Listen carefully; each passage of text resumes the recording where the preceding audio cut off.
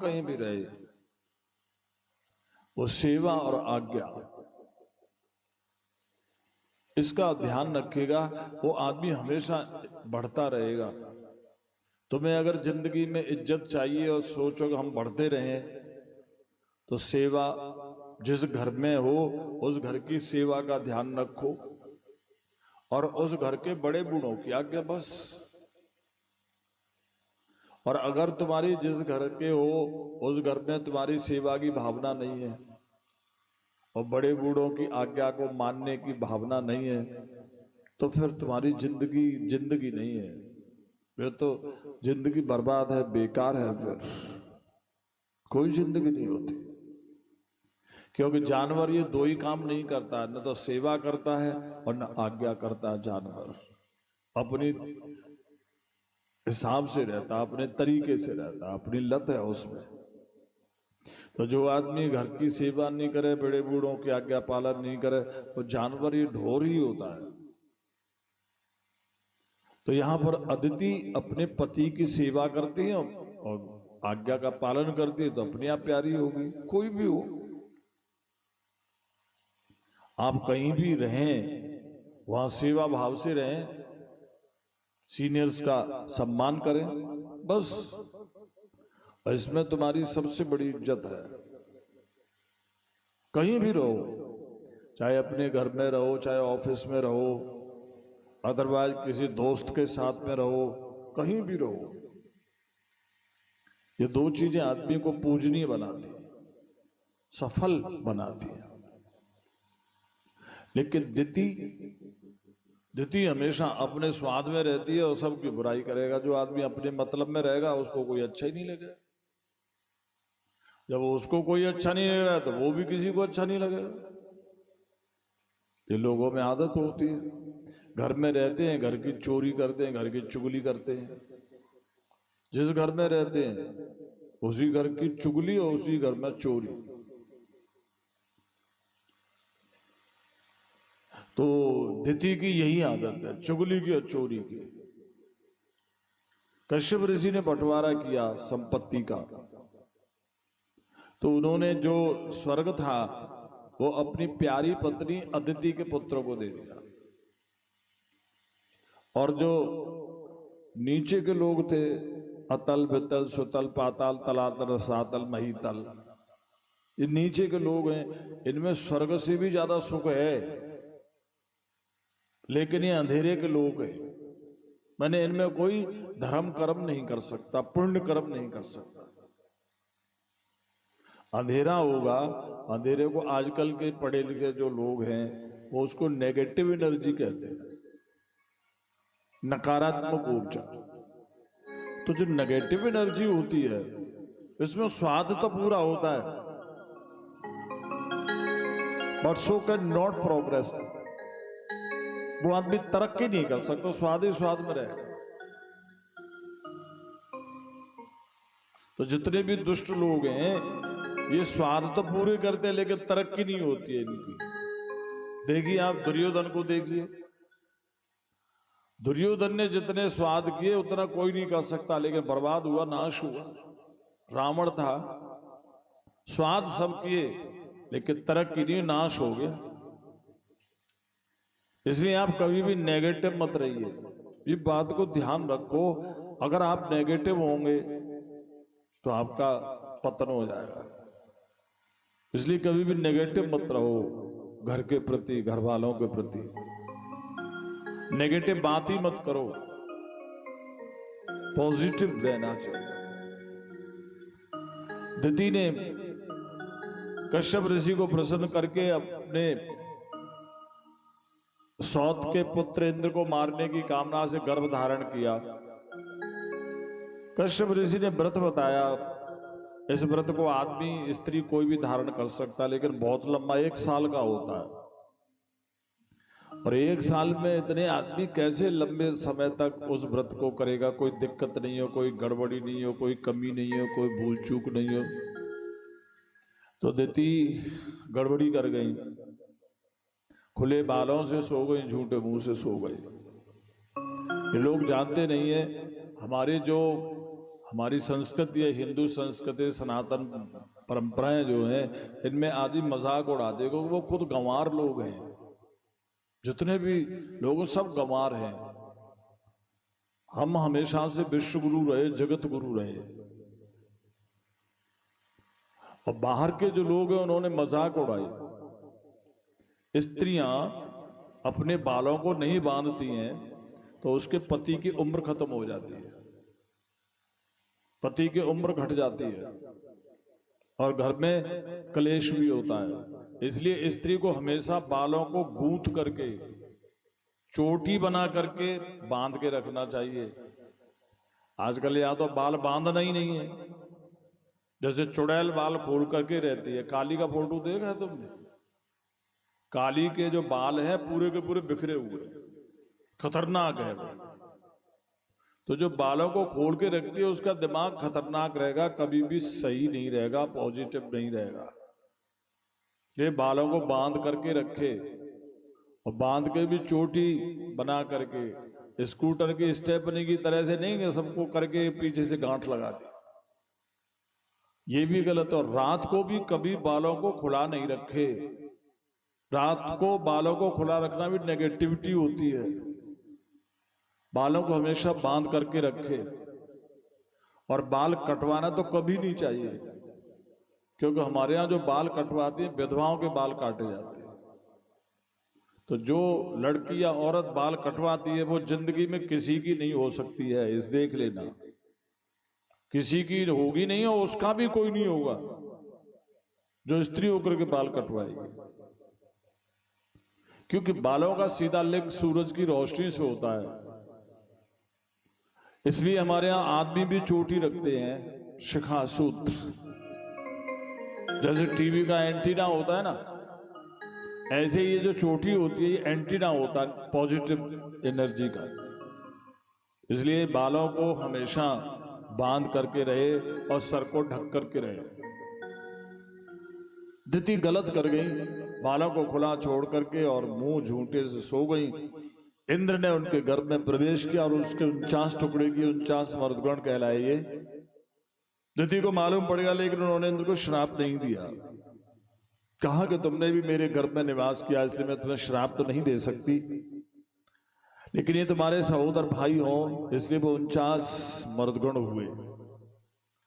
यहां पर देवराज इंद्र स्वर्ग के राजा बने हैं और भगवान ने मदद करी है देवताओं की। तो परीक्षित पूछने लगे, महाराज समो प्रिय सुरत ब्रह्मन भूतानां भगवान स्वयं इंद्रस्यार्थे कथम दैत्या नवदीदुषभो यथा न ह्यस्यार्थ सृगणीय साक्षान्नी श्रेयसात्मनः नैवाश्रेभ्यो विद्वेषो गुणस्य ही इति न सुमहाभाग नारायण गुणान् प्रति संशय सुमहान जानतस्तद्भवांश्चेतुमर्हति। आप कह रहे हैं, दो तरह की बात कह रहे हैं आप, कि भगवान के यहाँ कोई पक्षपात नहीं है, भगवान सबके लिए एक हैं। और फिर आप दूसरी तरफ ये भी कहते हैं कि भगवान देवताओं की रक्षा करते हैं, अवतार भी लेते हैं, उनके लिए राक्षसों को मार देते हैं या मरवा देते हैं। तो आप दो तरह की बात कर रहे हैं। एक तरफ आप कह रहे हैं भगवान के लिए कोई पक्ष नहीं, एक तरफ आप कह रहे हैं राक्षसों को मार देते हैं, मरवा देते हैं देवताओं का पक्ष लेकर। सुखदेव जी कहने लगे, राजा परीक्षित तेरी प्रश्न बहुत सुंदर है, लेकिन ये भगवान के यहाँ भेदभाव नहीं है। ये सारा का सारा भेदभाव आदमी के अपने जो कर्म हैं उनके अनुसार है, क्योंकि जीव कर्म करने में स्वतंत्र है। अगर कर्म करने में स्वतंत्रता नहीं होगी तो फिर मनुष्य का मतलब ही क्या हुआ? फिर सृष्टि का जो अनेक तरह का होना, उसका मतलब ही क्या हुआ? हर आदमी अपने नेचर के हिसाब से चलता है। सबके नेचर अलग अलग हैं, सबके संस्कार अलग अलग हैं। मुंडेर मुंडेर मतिर भिन्ना। जितनी खोपड़ी है उतनी स्टाइल है। इसलिए भगवान का कोई फर्क नहीं है। जो आदमी अपने घर में बबूल का पेड़ लगाएगा उसके यहाँ कांटे ही तो लगेंगे, आम थोड़ी लटकेंगे। और जो आदमी आम का पेड़ लगाएगा उसके यहाँ कांटे थोड़े ही झड़ेंगे, उसके आम लटकेंगे। अब जिस आदमी ने बबूल के कांटे लगाए, तू कह रहा है साहब इसके घर में आम क्यों नहीं लगाए? भगवान तो पक्षपाती है, गलत है ना। अरे तेने आम के पेड़ ही नहीं लगाए भाई, तो आम मिलेंगे कहां से? करता था सो क्यों किया, करता था सो क्यों किया, अब कर क्यों पछताए। बोया पेड़ बबूल का, आम कहां से खाए।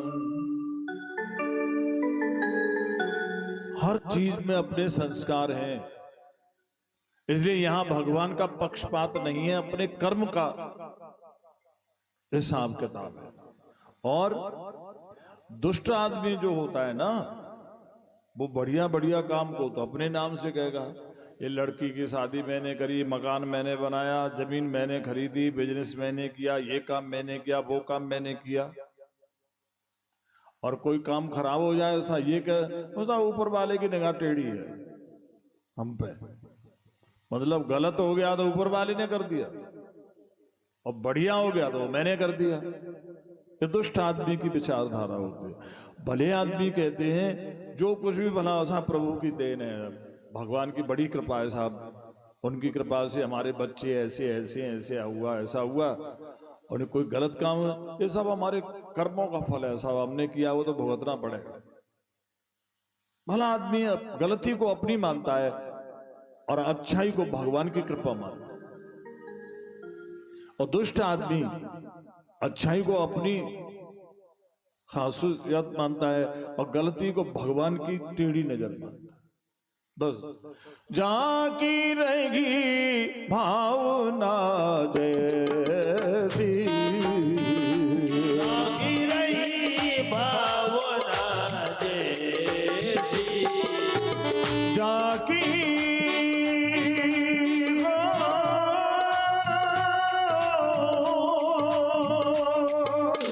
जाकी रहेगी भावना जैसी, जाकी रही हो,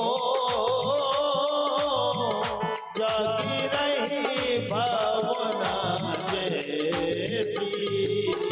प्रभु मूरत देखी दिन तैसी, प्रभु मूर्ति देखी दिन तैसी, प्रभु मूरति देखी दिन तैसी, प्रभु मूर्ति देखी दिन तैसी। दूसरी बात, जो सूरज भगवान निकलते हैं ना तो सबके लिए प्रकाश देते हैं। परीक्षित ने कहा हाँ, लेकिन उल्लू और चमगादड़ के लिए अंधेरा क्यों हो जाता है? क्या वो उल्लू और चमगादड़ को अंधेरा देते हैं? परीक्षित ने कहा नहीं, ये उनका स्वभाव है कि रोशनी में उन्हें अंधेरा लगता है, अंधेरे में उनको रोशनी दिखती है। बस दुष्ट आदमियों को भगवान ही हर जगह पर बुरे करते दिखते हैं। और जैसे वर्षा हर जगह पर बराबर होती है, ऐसा तो नहीं कि पहाड़ पे बरसती नहीं हो और समुद्र में ज्यादा बरसती हो। वर्षा बराबर है लेकिन पहाड़ पे टिकती नहीं है बूंद। समुद्र है कि एक बूंद कहीं जाने नहीं देता, बल्कि औरों की भी समेट लेता है। तो भगवान का पक्षपात नहीं है, अपना अपना स्वभाव है, अपना अपना नेचर है। ये परीक्षित कर्म के हिसाब से और भावना के स्वभाव के हिसाब से। यही प्रश्न तेरे दादा युधिष्ठिर ने नारद जी से किया जब शिशुपाल मर गया और उसकी ज्योति श्री हरि में लय हो गई। तो उन्होंने नारद जी से पूछा कि महाराज ये तो दुष्ट था, भगवान के लोक को कैसे गया, नरक कैसे नहीं गया ये दुष्ट आदमी? तो उन्होंने कहा परीक्षित, तेरे दादा को समझाया नारद जी ने कि हे राजन, अंतमति सोगति, मरने के समय पर आदमी जिसका ध्यान करेगा वो वहीं जाएगा। तो ये जो शिशुपाल था भगवान का शत्रु तो था ही, भगवान को ढूंढता रहता था। दुश्मन आदमी दुश्मन को ही ढूंढता है। प्रेम में आदमी प्रेमी को ढूंढता है लेकिन प्रेम में लूज भी हो जाता है। लेकिन दुश्मन कभी लूज नहीं होता, उसको खटका रहता है कि कहीं नींद में नहीं आ जाए, कहीं रात में नहीं आ जाए, इधर से नहीं आ जाए, उधर से नहीं आ जाए। दुश्मन का बिना किए ध्यान रहता है। इसलिए, और दूसरी बात यह कि जय और विजय श्राप लगा था 3 जन्म के लिए। हिरण्याक्ष को भगवान ने 12 अवतार लेकर के मारा। अब मैं हिरण्यकश्यप की कथा बता रहा हूं अपने अपने कर्म के हिसाब से। हिरण्यकश्यप ने अपने भाई हिरण्यकश्यप के, हिरण्याक्ष के मरने पर मंदराचल पर्वत पर कठोर तप करके खतरनाक वरदान अख्तियार कर लिया उसने। ब्रह्मा जी से उसने मांगा कि बाहर भीतर ऊपर नीचे दिन रात 12 महीने में नहीं मरूं, और तुम्हारी सृष्टि के 84 लाख योनियों के जीव अजीब से नहीं मरूं, और गीले और सूखे से नहीं मरूं, अस्त्र शस्त्र से नहीं मरूं। ब्रह्मा जी ने कहा ए मस्तु, जब दुष्ट आदमी को ताकत मिलती है तो वो गलत काम करता है, भले आदमी को ताकत मिलती है तो भले काम करता है। इस दुष्ट ने कह दिया कि कोई दुनिया में भगवान नाम की चीज नहीं है, क्योंकि अगर भगवान होता तो भगवान एक ही है। एक होता तो सबकी शक्ल एक जैसी क्यों नहीं है? फिर सबकी शक्ल अलग अलग है, इसलिए भगवान एक नहीं है। और सबकी अकल भी अलग अलग है, इसलिए भगवान एक नहीं है। सबकी स्थिति परिस्थिति भी अलग अलग है, सब अलग अलग तरह के हैं। और जो आदमी कर्म करता है, कर्म के हिसाब से फल मिलता है, और कर्म का फल तो मैं दूंगा, मैं राजा हूं। जो मेरी बात नहीं मानेगा मैं उसको मार दूंगा, और जो मेरी आज्ञा पालन करेगा मैं उसको कुछ भी कर सकता हूं। तो उसने अपने आप को भगवान सिद्ध कर दिया। हिरण्यकश्यप कहते हैं जो अपने आप को चमकाने में लगा हुआ है।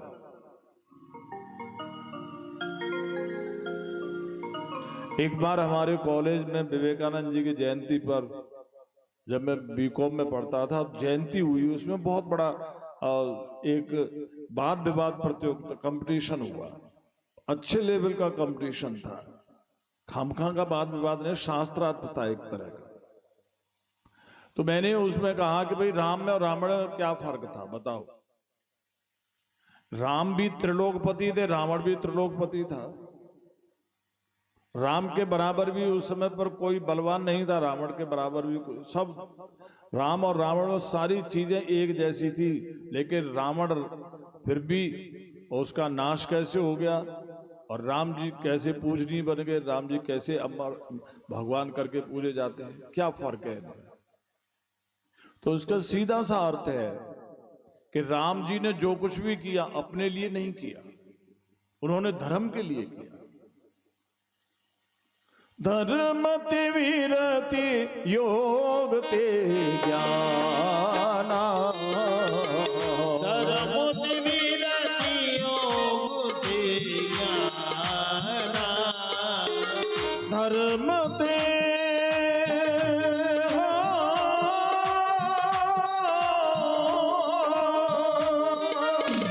धर्मति वीरति योग ते ज्ञाना, धर्मति वीरति हो, धर्मति वीरति योग ते ज्ञाना, ज्ञान मोक्ष प्रद वेद बखाना, ज्ञान मोक्ष प्रद वेद बखाना, ज्ञान मोक्ष प्रद वेद बखाना, ज्ञान मोक्ष प्रद वेद बखाना। राम जी ने जो भी किया वो धर्म के लिए किया, अपने लिए कुछ नहीं किया। अपने लिए तो उन्होंने धर्म के लिए संकट उठाए, संकट झेले, दुख झेले, धर्म के लिए, अपने लिए नहीं।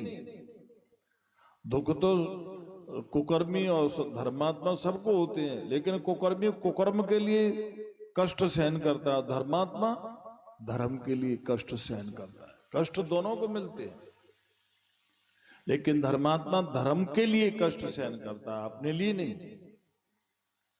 और पापी आदमी अपने स्वाद के लिए कष्ट सहन करता है, धर्म के लिए नहीं।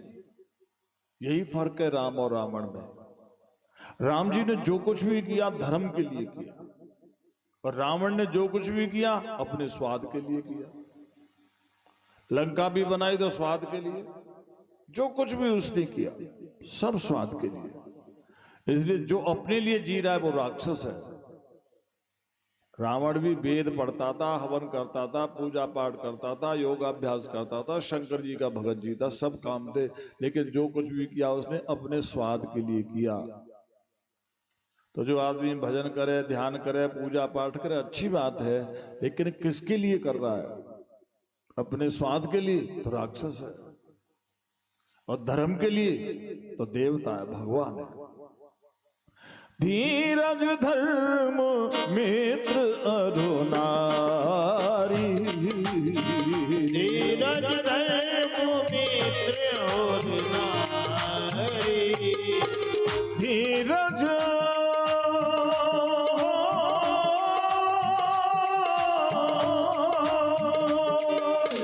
धीरज धर्म मित्र अरु नारी, धीरज धर्म मित्र और नारी, आपद काल पर कियो तारी, आपद काल पर कियो तारी, आपद काल पर कियो तारी, आपद काल पर कियो तारी। तो आदमी को ये नहीं देखना चाहिए कि कष्ट उठा रहे हैं, ये देखना चाहिए किसके लिए कष्ट उठा रहे हैं, बस ये देखना चाहिए। जो आदमी अपने लिए कष्ट उठा रहा है वो राक्षस है, और जो घर के लिए वो देवता है। जैसे माँ बाप हैं, अपनी औलाद के लिए सब कुछ झेलते हैं, इसलिए माँ बाप देवता होते हैं, माँ बाप पूजनीय होते हैं। माँ बाप को पूजना चाहिए हमेशा, लेकिन आजकल लोगों ने सब कुछ खत्म कर दिया, माँ बाप के लिए जगह ही नहीं बची है। मैं देखता रहता हूँ, लड़के की नौकरी लग गई, ठीक अच्छी बात है, लेकिन बहू को साथ ही ले जाएगा, चाहे मिलिट्री में नौकरी लगी है, जबकि फौजी आदमी के लिए, बेचारे के लिए कहाँ जगह है, लेकिन फिर भी आदत खराब है, बीवी को संग रखेगा।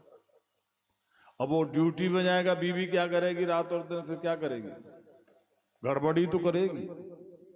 वहां शहर में कोई ये तो है नहीं कि भैंस हो उसके लिए चरी लाए, फिर कुटी कूटे, फिर सानी दे, झाड़ू लगाए, और तो कोई काम है, सज बज के बैठी रहो बस। सवेरे से सांझ तक होठ रचा करके, आई ब्रो काली करके, नाकू माकू बस सज धज करके बैठी रहती है। इससे गंदी और क्या बात होगी? जो सवेरे से संध्या तक सज करके बैठी रहती है, कितनी गंदी औरत हो गई, सबसे गंदी हो गई। और उधर माँ बाप परेशान है। अगर तू नौकरी कर रहा है तो कम से कम तेरी बहू को तो देखभाल करनी चाहिए, माँ बाप के कोई मतलब ही नहीं, कोई जिंदगी नहीं माँ बाप की।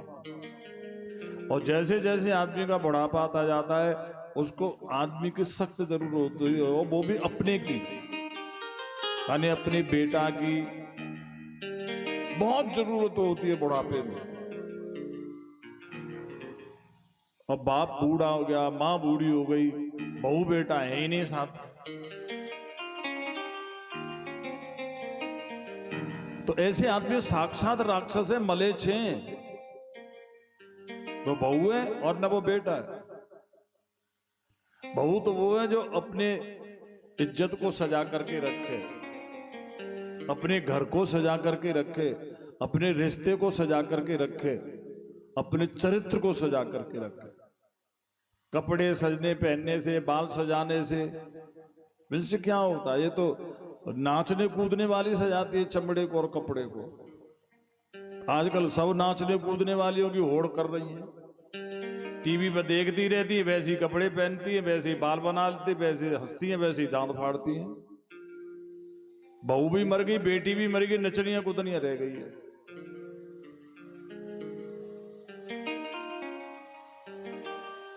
और वो नाचने कूदने वाले तो पैसा कमाते हैं, ये तो पैसे को बर्बाद और कर रही है। वो नाच करके कूद करके पैसा कमाती हैं, और ये नाच है कूद है और घर को बर्बाद कर रही है। जिंदगी तो खत्म है, चरित्र खत्म है इसका, घर को और बर्बाद कर रही है। इससे तो नहीं हो तो बढ़िया। परीक्षित यहां पर वो हिरण्यकश्यप उसी को कहते हैं जो अपने स्वाद के लिए जी रहा है, जो अपने स्वाद के लिए कर रहा है।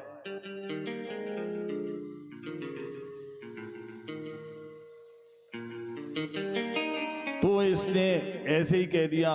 लेकिन जो देवता थे, देवता तो समझदार पवित्र लोग होते, उन्होंने कहा भैया इसकी गंदी आदत को हम कैसे मान लेंगे, गंदा आदमी इसको हम कैसे पूज लेंगे, हम तो शास्त्र की मानेंगे, भगवान की मानेंगे, इसकी क्यों मानेंगे। उसने भगवान की प्रार्थना करी। उन्होंने, भगवान ने कहा देखो तुम घबराओ मत, इसका बेटा मेरा भक्त होगा, ये परेशान करेगा, मैं अवतार लेकर के इसका उद्धार कर दूंगा, लेकिन तुम अपने धर्म को मत छोड़ना। कितना भी संकट आए, भले आदमी पर संकट आए तो ये उसके पहले कर्म का फल है जिसको भुगत रहा है, आगे उसका जीवन धन्य होगा, सफल होगा।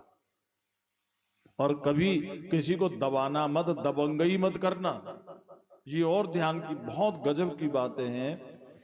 तुम अपने गांव में देख लेना, अपनी जान पहचान में देख लेना, जो आदमी दबंग रहे उनकी औलाद बाइजात हो गई, बेकार हो गई, बर्बाद हो गई।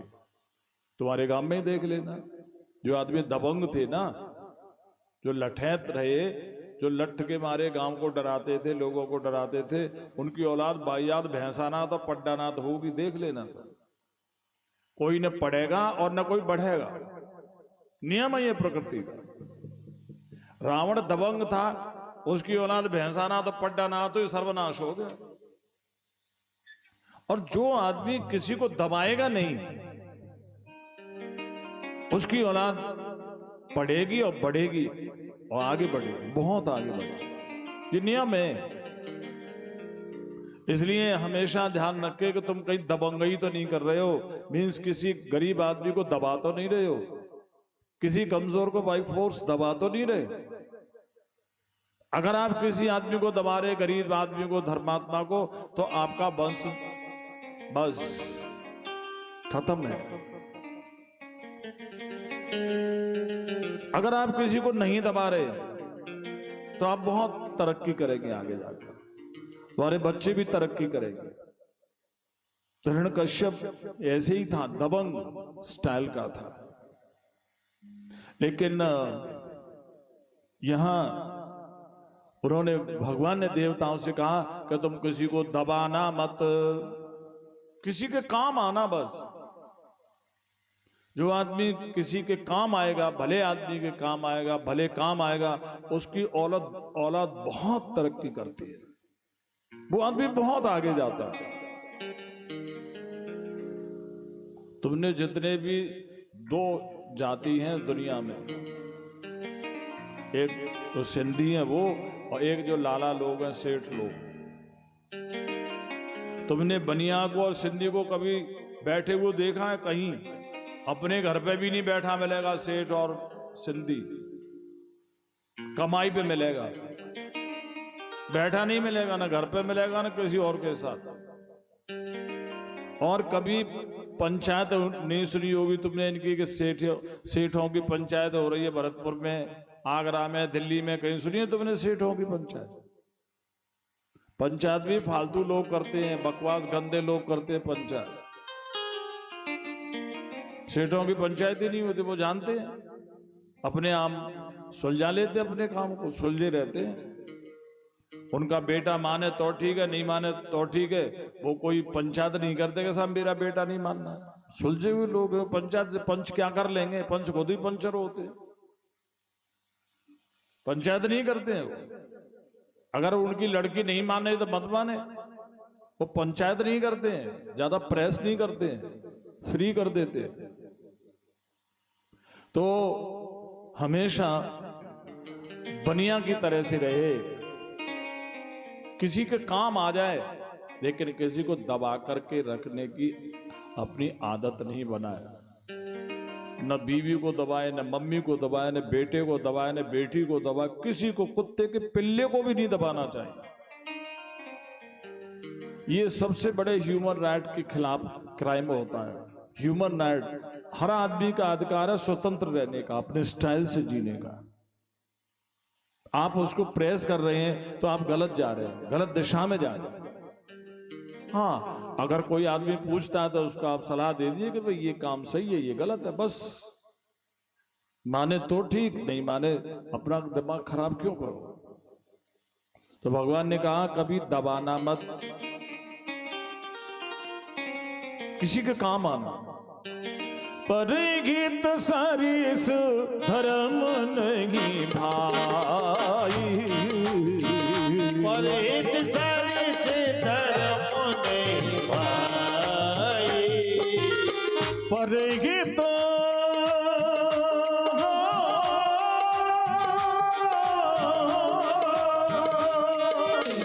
परिगीत सरिस धर्म नहीं भाई, परित सरिस हो, परित सरिस धर्म नहीं भाई, पर पीड़ा सम नहीं अधमाई, पर पीड़ा सम नहीं अधमाई, पर पीड़ा सम नहीं अधमाई।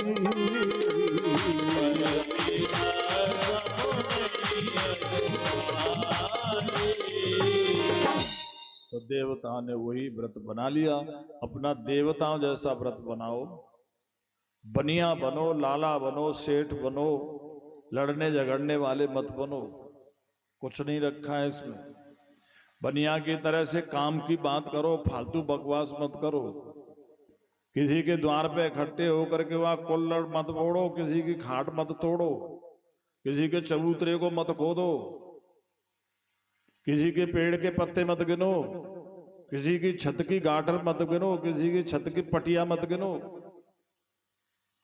किसी की छत की ऊंचाई मत गिनो, किसी के द्वार मत गिनो, किसी के घर में कितने द्वार हैं, क्या मिलेगा तुम्हें इससे।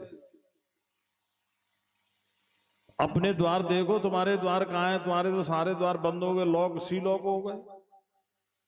तुम्हारा द्वार तो तुम्हारी बीवी के यहां से भी बंद है, वो भी तुमसे बात नहीं करती है, डर के मारे बात कर लेती है, लेकिन दिल के द्वार उसके यहां तुम्हारे बिल्कुल बंद है हमेशा के लिए। उसके दिमाग के द्वार भी तुम्हारे लिए बंद है, वो नहीं सोचती तुम्हारे, बिल्कुल मूर्ख हो ना। तुम्हारी औलाद के यहां भी द्वार बंद है तुम्हारे, बेटा कौन से घमंड में बैठा है तू। बीवी के यहां से बंद तेरे द्वार, औलाद के यहां से बंद, रिश्तेदारी में से बंद। भैया ने तो पहले से बंद कर रखे हैं, क्योंकि वो तेरे ही तो भैया हैं। तो अपने द्वार खोल कर दुनिया तुम्हारे लिए इंतजार करे कि वो आदमी हमें कैसे मिलेगा, वो आदमी हमारे यहाँ कैसे आएगा। ऐसे बनो कि लोग तुम्हारे लिए द्वार खोल करके इंतजार करें। गोविंद मेरो है, गोपाल मेरो है, गोविंद मेरो है, गोपाल मेरो है, गोविंद मेरो है, गोपाल मेरो है, गोविंद मेरो है, गोपाल मेरो है, श्री बांके बिहारी नंद लाल मेरो है, श्री बांके बिहारी नंद लाल मेरो है, श्री बांके बिहारी नंद लाल मेरो है, श्री बांके बिहारी नंद लाल मेरो है, नंद लाल सहारा तेरा है, नंद लाल सहारा तेरा है, गोपाल सहारा तेरा है, गोपाल सहारा तेरा है, मैं तेरा हूँ तू मेरा है, मैं तेरा हूँ तू मेरा है, मैं तेरा हूँ तू मेरा है, मैं तेरा हूँ तू मेरा है, ये चिड़िया रैन बसेरा है, ये चिड़िया रैन बसेरा है, तेरा और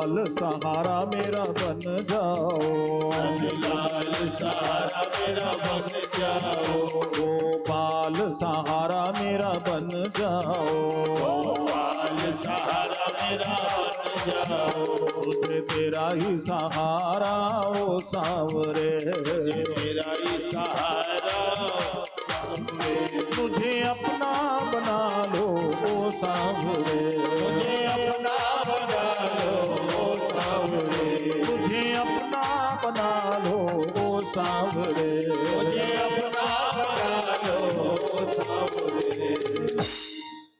तो आदमियों के लिए ऐसे बनो कि आदमी तुम्हारा इंतजार करे आने का, वही देवता होता है, सबका कल्याण करता है। देवताओं को सब बुलाते हैं, सब देवताओं को सब चाहते हैं, ऐसे बनो ना। एक टीचर हमें इंटर में इंग्लिश पढ़ाते थे, तो मैं कविता तो शुरू से लिखता हूं, मैं इंग्लिश में भी कविता लिखता था। एक कविता मैंने उन मास्टर साहब को सुनाई, तो इंग्लिश में थी वो। उन्होंने कहा ये तुम कविता, अभी तुम्हारी एज कितनी है? मैंने कहा मैं 16 साल का हूँ, 11वीं क्लास में पढ़ता था। तो तुम्हें ऐसी किताब, ऐसी कविता लिखने की तुम्हारे दिमाग में कैसे आ गई? कहाँ से तुमने ये इसकी ये सारी की सारी चीजें, रेफरेंस कहाँ से मिला तुम्हें? मैंने कहा सर ये तो मैं नहीं बता पाऊंगा, क्योंकि मुझे खुद नहीं पता, बस मैं जानता हूं, मैं लिख देता हूं। लेकिन मैं आपसे एक बात जरूर कह रहा हूं, क्लास की बात है, क्लास चल रही थी, तो बोले कहा हाँ बताओ। मैंने कहा आप सुनोगे सर? बोले हाँ। मैंने कहा आप अपनी बीवी से झगड़ा क्यों करते? और सारी क्लास के लड़के, टीचर, तुम्हें कहां से गए? मैंने सर आपका जो चेहरा है ना वो बता रहा है कि आप अपनी बीवी से खुश नहीं है, या आपकी बीवी आपको खुश नहीं है, या दोनों एक दूसरे से खुश नहीं है। क्या मैं सही कह रहा?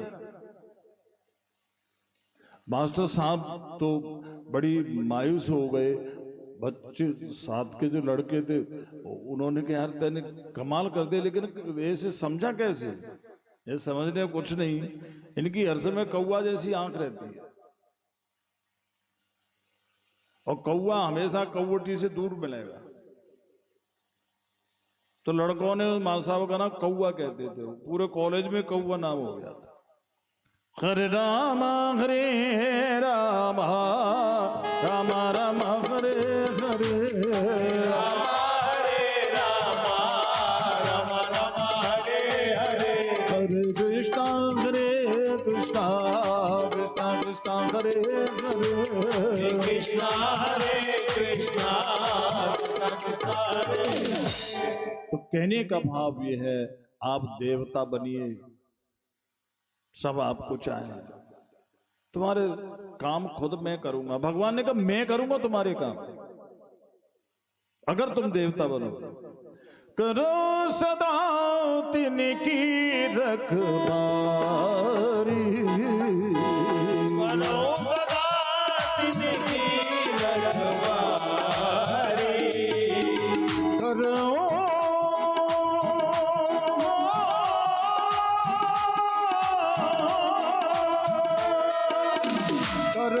सदा तिनकी रखवारी, बनो सदा तिनकी रखवारी, जिमे बालक राखती मेघतारी, बालक राखत मेहतारी, जिमे बालक राखत मेघतारी, बालक राखत मेहतारी। तो जो दूसरों के भले काम में साथ रहता है, भले काम में साथ रहता है ना, उसकी मैं खुद देखभाल करता हूं। और जो आदमी भले आदमियों के भले काम के खिलाफ रहता है, वो तो अपने नाश अपने आप कर रहा है, उसकी कोई ध्यान नहीं रखता। कोई न काहू सुख दुख कर दाता, कोई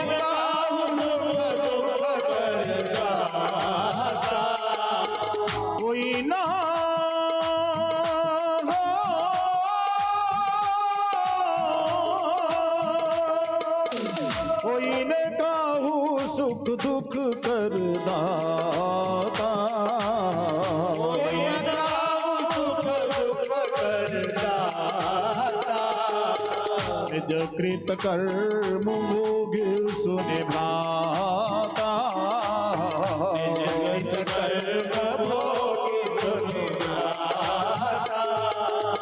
निज कृत कर्म भोग सुनिभाता, निज कर्म भोग सुनिभाता। आदमी का स्वभाव होता है, स्वभाव राक्षसों जैसा है तो कभी धर्म का काम नहीं होगा उससे, और स्वभाव अगर देवताओं जैसा है तो कभी गलत काम नहीं होगा। इसलिए स्वभाव बनाओ अपना। इधर में हिरण्यकश्यप एक बार शराब पी करके सिंहासन पर बैठा था। उसकी महारानी के आदि के 4 पुत्र हैं, हिलाद, अनुलाद, संगलाद, सबसे छोटे प्रहलाद। और प्रहलाद प्रजा उनको बहुत प्यार करती थी, बहुत अच्छे स्वभाव के थे, देवताओं का सा स्वभाव था उनका। प्रहलाद का अर्थ ही प्रकृष्ट हिलाद होता है, माने बिना मतलब के भीतर दिल में से एक उमंग सी आती है, जिसके हर समय दिल में उमंग आती रहे, अच्छी उमंग, आनंद की हिलोर। सोते जगते उठते बैठते चलते फिरते जिससे दिल में उमंग रहे, हिलोर रहे, उसको प्रहलाद कहते। इसी से अल्लाह शब्द बना। अरबी भाषा में जो अल्लाह शब्द है राजू भाई, ये मात्र शक्ति, आनंद का एक नाम है, और बिना किसी मतलब अपने आप जो आनंद होता है ऑटोमेटिक, माने उस पर किसी का कंट्रोल, सबको कंट्रोल करता है, उसी को तो अल्लाह कहते हैं। तो वो जो दिल में एक उमंग होती है, जो तरंग होती है, जो कि एंजॉय होता है, जो प्लेजरमेंट होता है, वो जो शक्ति है उसको अल्लाह कहते हैं। देव पूजी पद कमल तुम्हारे, देवी पूजी पद कमल तुम्हारे, देवी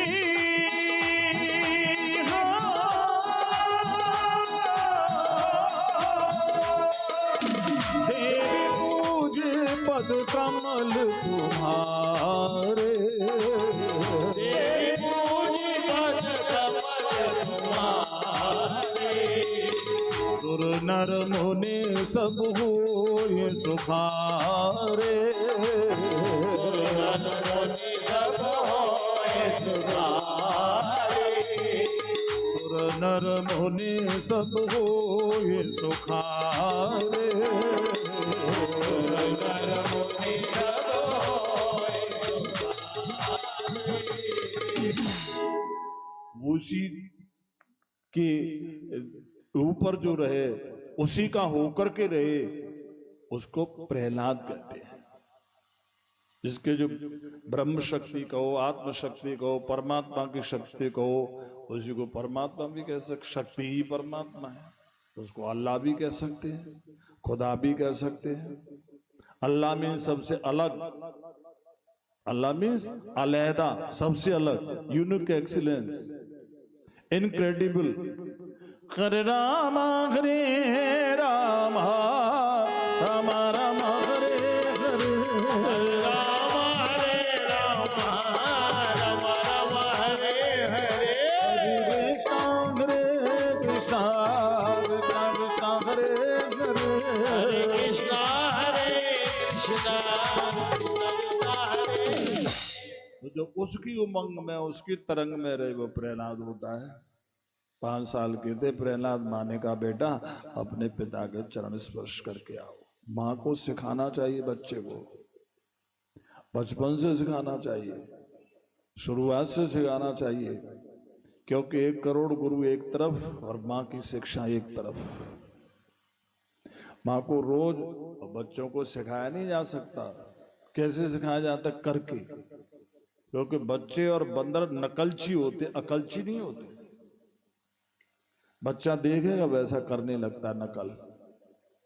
अगर माँ अपने पति के पांव छूती तो बच्चा भी अपने पापा के पांव छुएगा।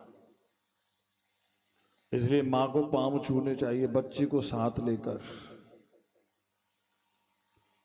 तो प्रहलाद जी को उन्होंने कहा बेटा अपने पिता को चरण स्पर्श करके आओ। प्रहलाद गए, हिरण्यकश्यप ने उनको गोदी में उठाया, माथा चूमा। जो समझदार माँ बाप होते हैं अपने बच्चों को देखते हैं कि हमारा बच्चा कहाँ है, क्या कर रहा है, तो उन्होंने कहा आप पढ़ने के लिए जाते हैं? हाँ। तौराज्ञा प्रापितम बालम प्रहलादम न कोविदम पाठ्या माँ सदु पाठ्या नन्या शास्त्र बाल कान। अच्छा आपको क्या क्या पढ़ाया जाता बेटा? प्रहलाद कहने लगे पिताश्री हमको सब पढ़ाया जाता है। सब? हाँ। क्या क्या? हमको फिजिक्स पढ़ाई जाती है, chemistry, zoology, botany, commerce, math, history, psychology, civics, सब पढ़ाया जाता है। हाँ। लेकिन आपको कौन सा विषय अच्छा लगता है? कोई नहीं। कोई विषय अच्छा नहीं लगता आपको? नहीं। मगर क्यों? क्योंकि पिताजी इस पढ़ाई से न तो कोई कला है इसमें और न कोई आदमी की क्वालिटी चेंज होती है।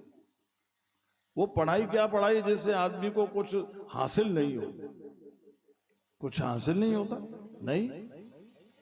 जिस लड़के ने पूरे बोर्ड को टॉप किया, जैसे राजस्थान का, राजस्थान को टॉप करे हाई स्कूल में, इंटर में, एमएससी में, पीएचडी, डीएससी भी करे, टॉप करे, गोल्ड मेडलिस्ट हो, और वो क्या पढ़ाई काम आती बताओ? क्या इतिहास काम आता? जिसने इतिहास से एमए करी है, इतिहास क्या काम आ रहा है उसके बताओ? फिजिक्स से क्या काम आ रही है बताओ? केमिस्ट्री क्या काम आ रही है? जिंदगी में कोई काम आ रही है? कुछ सिखा रही केमिस्ट्री? केवल नौकरी लग सकती है डिग्री से। हालांकि फिजिक्स से काम तो वहां भी नहीं आएगी, लेकिन तुम्हारे पास में डिग्री का सर्टिफिकेट है, नौकरी प्राप्त कर सकते हो, लेकिन आपकी क्वालिटी चेंज नहीं होगी। आपको कोई आर्ट, कोई कला आपको नहीं मिलेगी। वैसे ही रहेंगे जितने भी पढ़े लिखे आदमी हैं, बुद्धू मिलेंगे तुम्हें, नॉनसेंस मिलेंगे।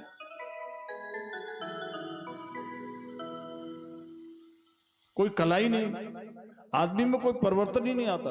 पिताश्री ये मैं और मेरे की लड़ाई है लोगों में केवल, और मैं और मेरे की लड़ाई कैसी होती है? जैसे कि हाथी को पकड़ने वाले जंगल में गड्ढा खोद देते हैं, ऊपर पताई से उसको ढक देते हैं और पताई के ऊपर गन्ना डाल देते हैं, क्योंकि हाथी को गन्ने से बहुत प्यार होता है। और हित्वा पातम गृहमंद कूपम वनम गतो यद्धिर्माश्रयेत। हाथी आता है मैदान, देखता है गन्ना पड़ा हुआ है, गन्ने की तरफ जाता है, जैसे ही पांव रखता है घास पर, पताई पर, वो गड्ढे में गिर जाता है, फिर उसको कैद कर लेते हैं। ऐसे ही बस मैं और मेरी, मैं इतना पढ़ा हूं, मैं इतना पढ़ा हूं, मैं ऐसा हूं, मैं ऐसा हूं, ये मेरा, ये मेरा, ये मैं ब्राह्मण हूं, मैं क्षत्रिय हूं, मैं वैश्य हूं, मेरी जाति ऐसी है। मैं और मेरे को पकड़ करके जानवर से भी नीचे गिर गई है पब्लिक। और ये जितनी भी पढ़ाई है, ये मैं मेरे को और मजबूत कर रही है, माने आदमी को और जानवर खूंखार बना रही है। जितने भी पढ़े लिखे लोग हैं, इनमें एक में भी दया और रहम और धर्म और शर्म और चरित्र नहीं मिलेगा पिताश्री आपको, एक में भी। कोई भी पढ़ा लिखा लड़का आदमी बताओ जिसमें धर्म, शर्म और सामाजिकता हो, बताओ। न इनमें धर्म है, न इनमें शर्म है, न इनमें सामाजिकता है, और इनकी अपनी जिंदगी और खराब है। न ये धूप सह सकते हैं, न ये गर्मी सह सकते हैं, न ये सर्दी सहन कर सकते हैं, न ये अकेले रह सकते हैं। बिना बीवी के तो रह ही नहीं सकते, जैसे कबूतर। पढ़े लिखे लोगों की जिंदगी कबूतर से ज्यादा कुछ नहीं है। मियर मोर तोरते माया,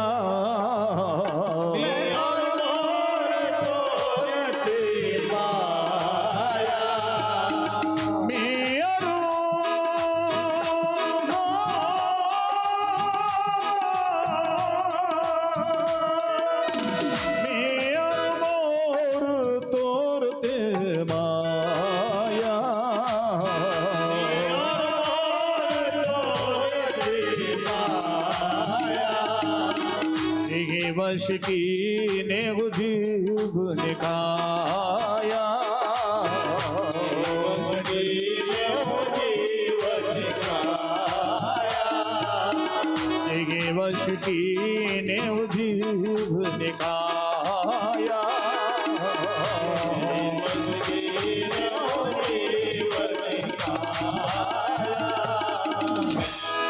कबूतर की सी जिंदगी। इसलिए आदमी को पढ़े या न पढ़े दूसरों के काम आने का स्वभाव बना लेना चाहिए। वही मनुष्य है। यही पशु प्रवृत्ति है कि आप ही चरे। यही पशु प्रवृत्ति है कि आप ही चरे। वही मनुष्य है कि जो मनुष्य के लिए मरे। वही मनुष्य है कि जो मनुष्य के लिए मरे। क्योंकि सबके अंदर एक ही आत्मा है। एक ही आत्मा है। अगर हम किसी को दुख देंगे एक ही आत्मा, तो वो दुख लौट के हम पे ही आएगा। सर्कल है ये, एक मैग्नेटिक सर्कल बनता है करने का। अगर हम किसी को दुख दे रहे हैं तो वो सर्कल में हम भी है ना। हमसे शुरू हुआ, हम पे एंड होगा उसका। हमने किसी को दुख दिया, यहां से सर्कल शुरू हुआ और सर्कल पूरा कंप्लीट कब होगा? जब वो दुख हमसे आकर के मिल जाएगा पूरा का पूरा, और कई गुना मिलेगा दुख। इसलिए पिताश्री सबके अंदर एक आत्मा होने से किसी को दुख नहीं देना चाहिए। जितना हो सके आदमी को, अगर किसी को सुख नहीं दे सकते हैं तो कम से कम किसी को दुख देने से जरूर बचना चाहिए। क्योंकि सबके भीतर एक ही आत्मा। एको सद्विप्र बहुधा बदंती। एकदम क्रोध में भर गया उसने कि लड़का तो पागल हो गया। हम में कहते हैं कि एक आत्मा नहीं है, एक परमात्मा नहीं है। परमात्मा नाम की चीज है ही नहीं कोई, सब अलग अलग हैं। और दुनिया में उसी का वजूद है जिसके पास में पैसा हो और लठ हो। बस पैसा लठ है वही आदमी भगवान है दुनिया का। जिसके पास में पैसा नहीं है, लठ भी नहीं है, उसकी कोई राम राम भी लेता भी नहीं। राम राम करना तो दूर, वो करे तो कोई लेता भी नहीं। और जिसके पास में पैसा है, लठ है, कितने भी कुकर्म करे, भगवान मानती दुनिया उसको, बॉस मानते हैं उसको। पैसा और लठ, और ये कह रहा है कि ये सब बकवास है। लेकिन शंडमर्क ने कोई बात नहीं महाराज, बच्चा है, हम इसको बदल देंगे। ले गए शंडमर्क, फिर उनको पढ़ा लिखा करके लाए। फिर उसने पूछा, हाँ भाई बताओ तुमने क्या सीखा? प्रहलाद जी कहते, पिताश्री सबके अंदर एक ही आत्मा है और उसके 9 साधन है उसकी भक्ति के। श्रवणम कीर्तनम विष्णु, स्मरणम पाद सेवनम, अर्चनम वंदनम दास्यम, सख्यमात्म निवेदनम। मैं मेरी की बात को नहीं सुने से खोपड़ी खराब होती है, टेंशन होता है, जिंदगी खराब हो गई। मैं मेरी करते करते उसी भगवान का श्रवण करे, उन्हीं का कीर्तन करे, उन्हीं का स्मरण करे, उन्हीं की चरण वंदन, उन्हीं की अर्चना, उन्हीं को स्वामी, उन्हीं को सखा, अपनी सारे संसार की आत्मा। इत पुंसार पिता विष्णु भक्ति से नवलक्षण। ऐसा करके इत पुंसार पिता विष्णु सब भगवान को समर्पित करे। तन मन धन और जीवन सब कुछ है तेरा, सब कुछ है तेरा, तेरा तुझको अर्पण, तेरा तुझको अर्पण। लागे मेरा ओम ये जगदीश हरे, मात पिता तुम मेरे, शरण गहूँ में किसकी, स्वामी शरण कहूँ ने किसकी, तुम बिन और न दूजा, तुम बिन और न दूजा, आस करूँ किसकी। ओम जय जगदीश हरे। इत पुंसार पिता विष्णु। भगवान को समर्पित करे, जो कुछ भी करे। मैं को समर्पित नहीं करे, भगवान को। पूजा पाठ हवन जितने भी कर्म है ना, इनका मतलब जानते हो क्या है? हवन का मतलब क्या है? जैसे हवन करते स्वाहा बोलकर, उसके बाद में सात्री बोलते हैं इदम न मम, बोलते हैं ना, ये मेरे लिए नहीं है, ये मेरा। इदम माने ये, मम माने मेरा, ये मेरा नहीं है, तेरा तुझको अर्पण। तदीयम वस्तु गोविंदम तुभ्यमेव समर्पये। लेकिन ऐसा कहने से कुछ नहीं होगा, इसके लिए करना चाहिए। करें कैसे? आप जैसे आप पूजा करने के लिए जाते हैं ना ठाकुर जी की, अपने घर में या किसी भी मंदिर में पूजा आप करते हैं अपने तरीके से, जैसे भी आप करते हैं वो करिए। लेकिन जब आप पूजा करते हैं तो आपको दूसरी जगह जाने की तैयारी जल्दी रहती है। पूजा कर रहे हैं कहते जल्दी जल्दी कर लें, फिर वो काम करना है। तो पूजा में तुम्हारा दिमाग तो है नहीं, शरीर ही तो है। चाहे तुम्हें गप ही लड़ानी हो, लेकिन पूजा में मन नहीं है, पूजा तो करनी पड़ रही है। तुम्हारा मन कर रहा है गप लड़ाने के लिए, जल्दी चलने के लिए वहां से, है ना। तो एक पुंसार्पता वैष्णव का मतलब है आपने पूजा कर ली जैसे भी, चाहे मन से करी चाहे तन से करी, ठीक है। पूजा करके आप 1 मिनट वहां ठाकुर जी की देहरी पे जरूर बैठिए, चाहे आपका मन करे चाहे नहीं करे। 1 मिनट आप जरूर बैठिए, लेकिन आप बैठते नहीं है कभी। तीर की तरह से जाएंगे, एकदम तीर की भांति जाएंगे। जिमी अमोघ रघुपति करबाना,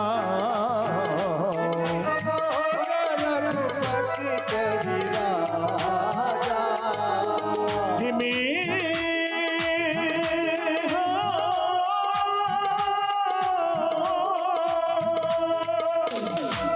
अमोघ रघुपति करबाना,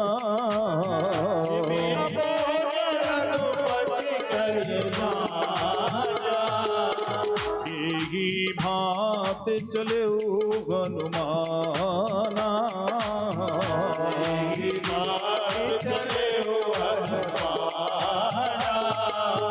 एही भात चले हनुमाना।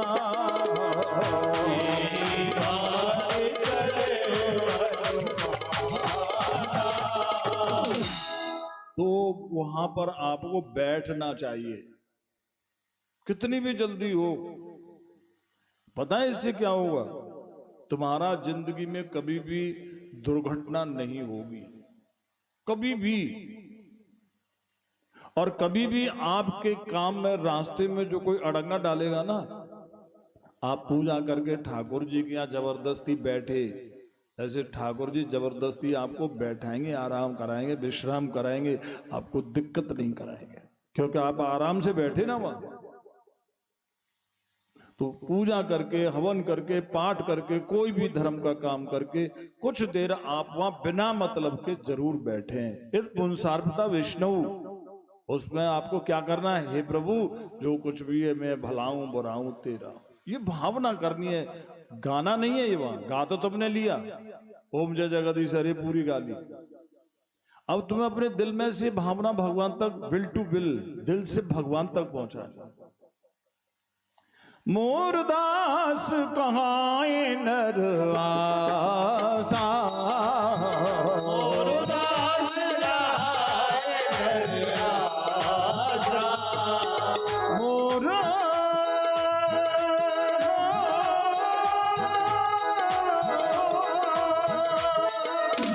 मोरदास कहाए नर आसा,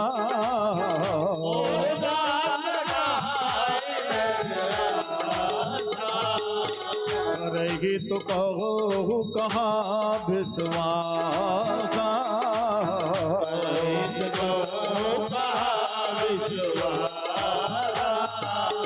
करेगी तो कहो कहाँ विश्वासा।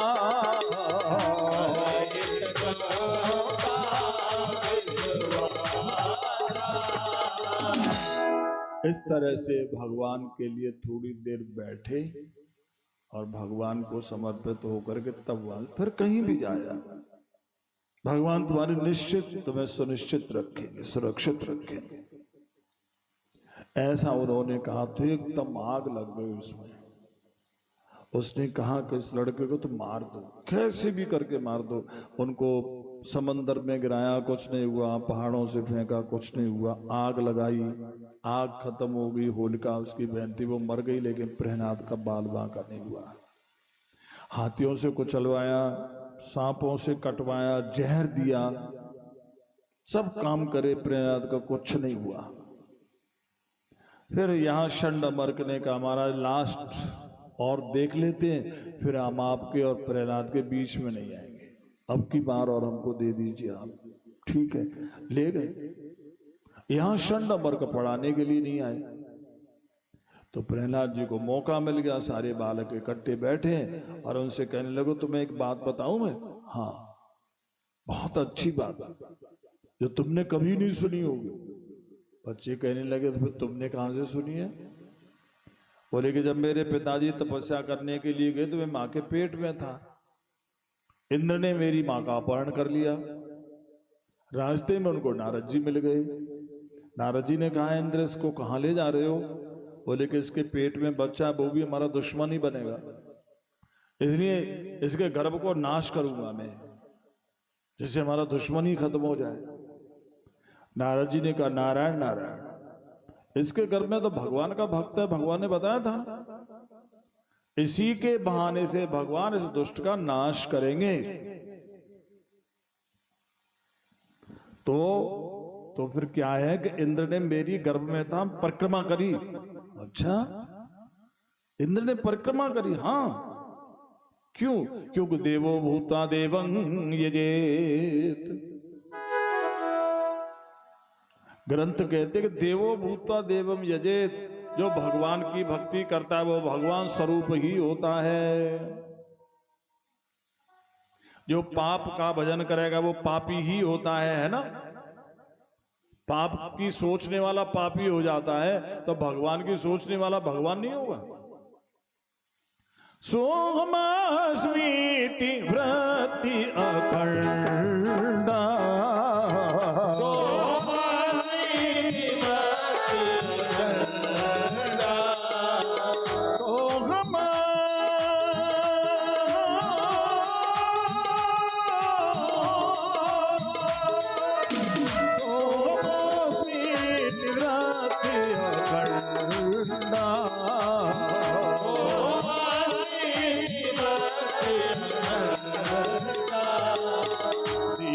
शिखा सोई परम प्रचंडा, शिखा सोई परम प्रचंडा, शिखा सोई परम प्रचंडा।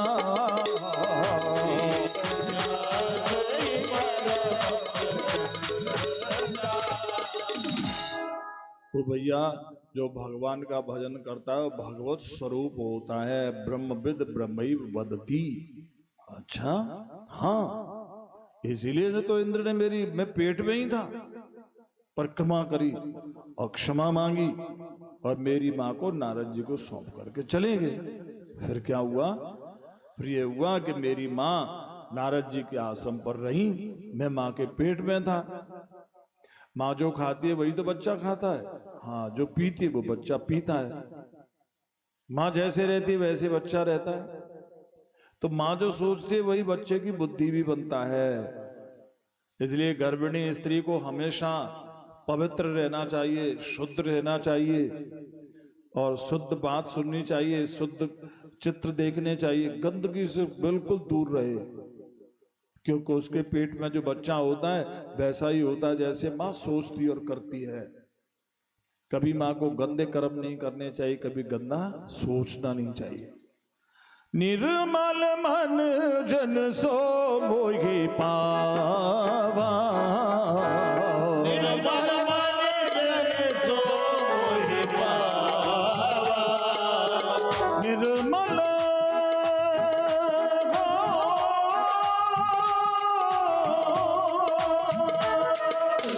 निर्मल मन जन सो मोहि पावा,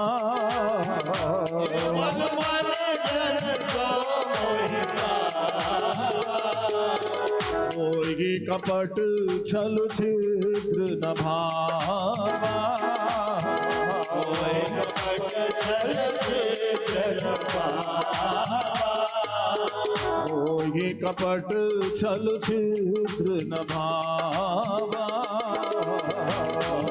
कपट जल छिद्र न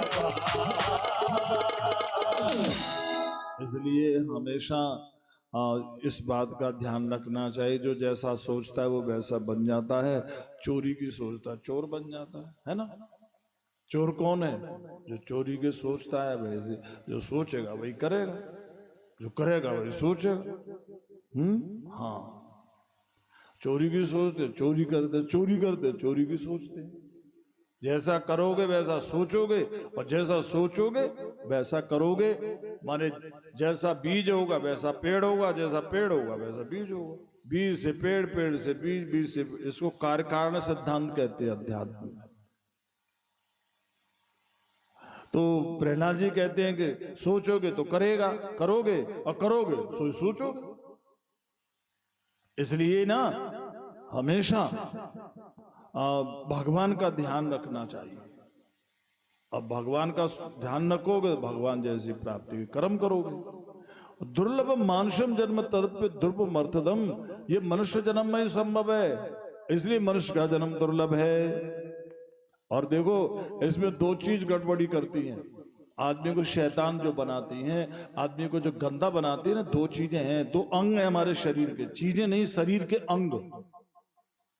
और शरीर का अंग तो शरीर से दूर जाता नहीं है ना, बच्चों ने कहा नहीं जाता। तो मैं तुमसे ये नहीं कह रहा हूं कि अपने मन को, इंद्रियों को कंट्रोल में करो, होगा ही नहीं तो फिर काहे को वो जिंदगी बर्बाद कर रहे हो। मैं जब पहली बार गुरुजी के पास में गया, मैंने तो जो सुना था या पढ़ा था, हालांकि मैं योगाभ्यास करता था, रात के 12 बजे तो मैं आसन पर बैठ जाता, 11 बजे जागता, मेरा रूटीन था ये। रात के 11 बजे जागना और फ्रेश वगैरह होकर के, और सूरज निकलने मीन्स 8 बजे तक, 8 घंटे का रूटीन, 9 घंटे का रूटीन था मेरा ये तब। अब पढ़ता भी था मैं, ये इंटर करने के बाद से मेरा शुरू हुआ। और जैसा सुनता था और जैसा पढ़ता था वैसा। लेकिन मैं पहली बार गुरुजी के पास में गया, दुनिया भर के देखे लेकिन मुझे कोई नहीं मिला कि इनसे कुछ मिलेगा। और उनके पास में पहुंचा तो मुझे लगा वेरी फर्स्ट टाइम कि इनसे मुझे कुछ मिलेगा। तो उन्होंने कहा कि आपको यहाँ रहना पड़ेगा। मैंने कहा मैं रह लूंगा, मुझे इसके लिए कुछ भी करना पड़े। तो मैं वहां पे रहा। मैंने फिर, उन्होंने मुझसे कहा कि आप जो करते हैं ये आपको सब छोड़ना पड़ेगा। अब मैं तो नहीं पूछ सकता था क्या करते हैं, क्या छोड़ना पड़ेगा। मैंने कहा आप जैसे कहेंगे हम वैसे ही करेंगे। ठीक है, तो आपको वही करना है, उसमें कोई तर्क नहीं करनी है। मैंने कहा नहीं करेंगे, वैसे ही करना है बस। तो मैं लंगोट लगाता था। पड़ोस में एक बकरी वाला था, उसकी 2 बकरी थी। एक बकरी थी, एक उसकी मम्मी थी, बकरी की बकरी बच्ची थी, और ये उसकी माँ थी। तो पहले दिन उन्होंने, मैंने लंगोट धो के सुखाई, उन्होंने लंगोटी से बकरी बांध दी। मुझे क्या पता था किसने क्या किया। खैर नहीं मिली तो मैंने किसी तरह से अपना काम चलाया। दूसरे दिन दूसरी लंगोटी धोई, उन्होंने दूसरी से दूसरी बकरी बांध दी। अब वो करवाया उन्होंने, अब समझ रहे थे कि परेशान है। उससे बोले क्या परेशानी है? मैंने गुरुजी पता नहीं, मेरी कल भी लंगोटी नहीं मिली, आज दूसरी चली गई। बहुत जोर से हंसे, मैं समझ नहीं पाया कुछ। तो मैंने कहा बात क्या है, आपको पता है? तो देखो वो सामने वो बकरी बंध रही, तेरी लंगोटी है वो दोनों? मैंने कहा हाँ ये लंगोटी थी मेरी, लेकिन ये शरारत करी किसने? तो शरारत की बात नहीं है, शरारती तुम्हारे भीतर है, शरारत तुम्हारे भीतर, शरारती तुम हो। मैंने कहा कैसे? बोलेगा लंगोट से कोई ब्रह्मचारी बन जाएगा? समझदार तुम्हें था। मैंने मेंटली स्ट्राइक करी, मैंने कहा लंगोट से तो कोई ब्रह्मचारी नहीं बन सकता। कैसे? मैंने कहा अगर लंगोट से ब्रह्मचारी बने तो फिर गधा कोई रहेगा नहीं, गधा भी ब्रह्मचारी बन जाएगा फिर। क्योंकि दर्जी तो गधे का भी लंगोट सिल देगा। और फिर कोई आदमी कुकर्म करेगा ही नहीं। कुकर्म से रोकना, लंगोट लगा लो, कुकर्म खत्म। इसलिए लंगोट से आदमी ब्रह्मचारी नहीं बन सकता। गुरुजी ने कहा ठीक है, ऐसे बिना लंगोट के व्यभिचार भी नहीं बन सकता, व्यभिचारी भी नहीं हो सकता। इनका ये बात समझ में तो आ रही है, लेकिन करने में नहीं आ रही। आपकी तर्क से आई एम एग्री, लेकिन करने में नहीं आ रही। करने में हम बताएंगे ना वो कैसे, मतलब उसका प्रिंसिपल क्या है, सिद्धांत क्या है, उसका तरीका क्या है, उसका बेस क्या है, उसका एग्जिस्टेंस क्या है। बोले कि आप बताइए, मन खराब होता है तभी तो आदमी खराब होता है। हमने कहा बिल्कुल, अगर मन खराब नहीं हो तो आदमी खराब हो जाएगा? मैं नहीं होगा। तो मन को सही लगाना चाहिए, मन को लंगोट लगाना चाहिए। मैंने कहा कहने वाले बहुत है, पर मन को लंगोट लग नहीं सकता। उन्होंने कहा nothing is impossible, everything is possible. तो उन्होंने मुझे बताया कि लंगोट ये नहीं होता, लंगोट ये होता है। कहने का भाव ये है। तो यहां पर प्रहलाद वही बात कहते हैं कि औपस्थ जैव्य बहुमन्य मानः। गुरु जी ने कहा जो चीज हो नहीं सकती उसमें क्यों ऊर्जा वेस्ट करे, क्यों एनर्जी वेस्ट करे, क्यों जिंदगी टाइम अपना खराब कर रहे हो। तो उन्होंने कहा कि देखो, केवल लंगोट का सच्चा, जुबान का पक्का, जो दो अंग ही तो हैं। लंगोट जननेंद्रिय भी अंग है शरीर का, और जीव भी अंग है शरीर का। शरीर का अंग तो रोक सकते हो ना। बच्चों ने कहा रोक सकते हैं। उन्होंने कहा तुम डर के कह रहे हो, एकदम कहो ना रोक सकते हैं। जैसे कहोगे वैसे ही रहोगे तुम। अगर कहने में डरोगे तो कुकर्मी बनोगे। शेर की तरह से कहो ना। उन्होंने कहा हाँ तो ठीक है, केवल आप भगवान का ध्यान करिए, भगवान का भजन करिए, दूसरों के काम आइए, दूसरों से उम्मीद बनिए, दूसरों से उम्मीद मत करो। जीव के सच्चे और लंगोट के पक्के, बस दो काम। औपस्थ जेव्यम बहुमन्यमान कथम विरजेत दुरंत मोह कुटुंब पोषाय व्यन्य जायर्न बुद्धिर्तीर्थ विगतं प्रमर्थ। औपस्थ जैव्यम, औपस्थ माने लंगोट, जैव्यम माने जीव। तो ये दो अंग आपको संभाल करके रखने हैं। मोरे मन प्रभु अस विश्वासा,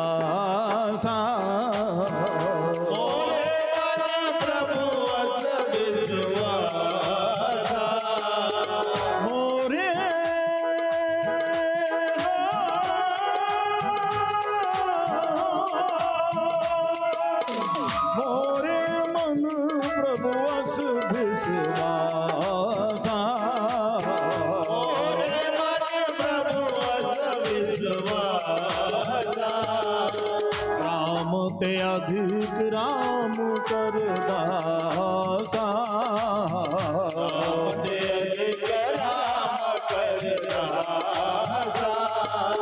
राम ते अधिक राम कर दासा,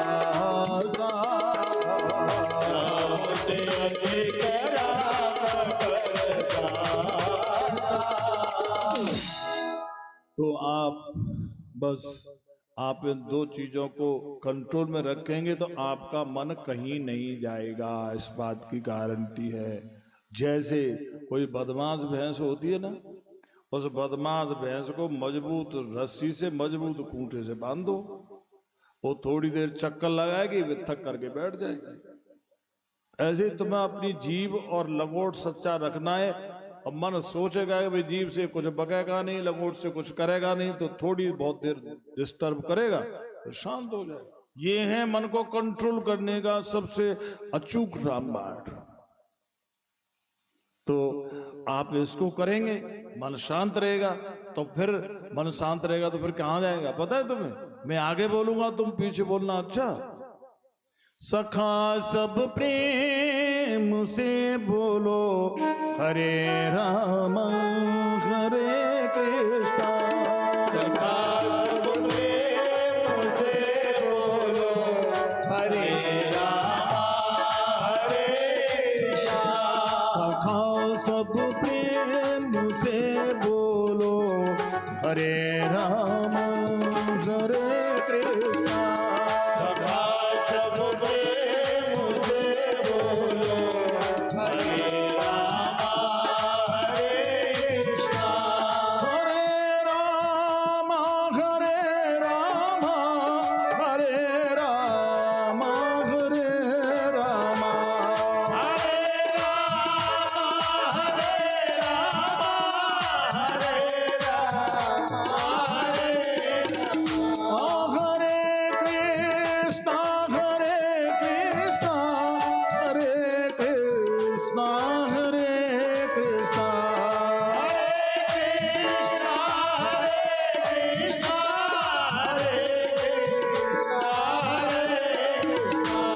सखा सब प्रेम से बोलो हरे राम हरे कृष्णा।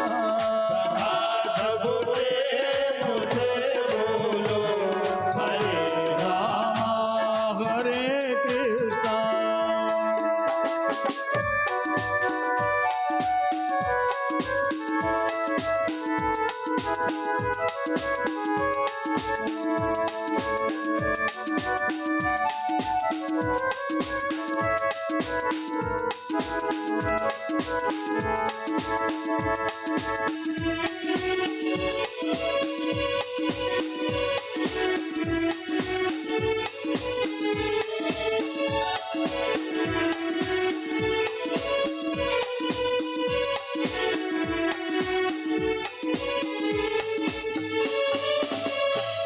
यही उपदेश ब्रह्मा को दिया था श्याम सुंदर ने।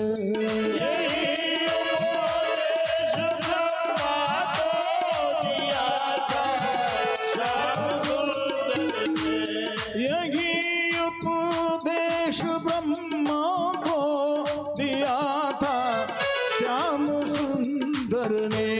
निकाला सार वेदों से हरे राम हरे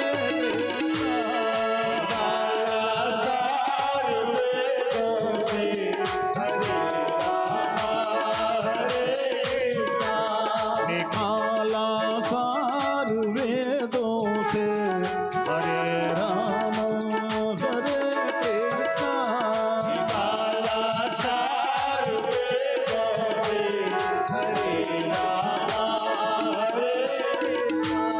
सखा सब प्रेम से बोलो हरे राम हरे कृष्णा।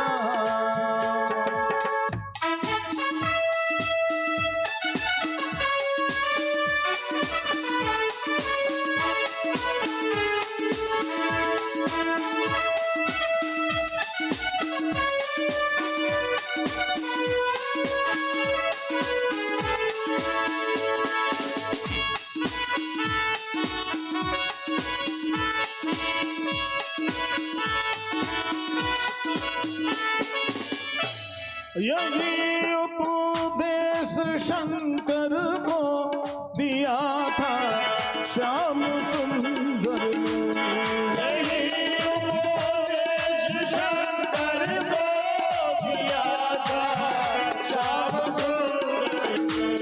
यही उपदेश शंकर को दिया था श्याम सुंदर ने।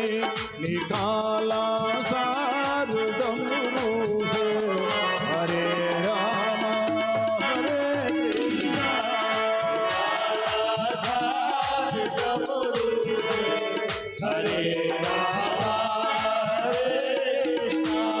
निकाला सार डमरू से हरे राम हरे कृष्णा।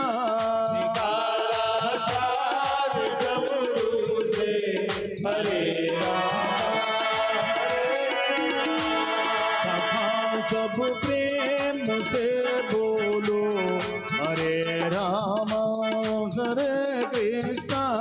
सदा सब प्रेम से बोलो हरे राम हरे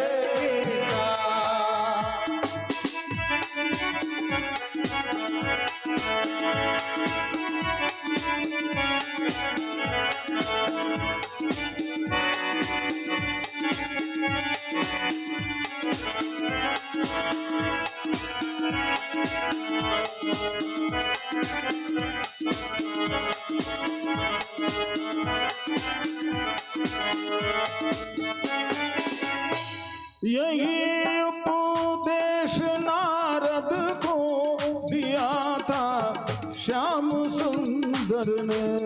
यही उपदेश नारद को दिया था श्याम सुंदर ने। यही उपदेश नारद को दिया था श्याम सुंदर ने। निकाला सार वीणा से हरे राम हरे कृष्णा। निकाला सार वीणा से हरे राम हरे कृष्णा। निकाला सार वीणा से हरे राम हरे कृष्णा। निकाला सार वीणा से हरे राम हरे कृष्णा। सखा सब प्रेम से बोलो हरे राम हरे कृष्णा।